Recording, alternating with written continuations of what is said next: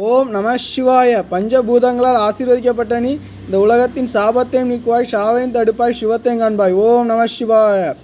வாழ்க்கையில் ஒரு பொய்யை சொன்னால் பொருந்தும்படி சொல் என்று சொல்வார்கள். ஆனால் அந்த பொய் அந்த நேரத்தில் நியாயமானதாக தோன்றி அந்த இடத்தில் உன்னை தப்பவிடலாம். அதில் பிறருடைய கண்ணீர் இருந்தால் அதை இன்னொரு நாளில் நீ சிந்தித்து விட்டால் நீ உன்னையே திருத்திக் கொள்வாய். இல்லை என்றால் உன்னையே நீ ஏமாற்றிக் கொள்வாய்.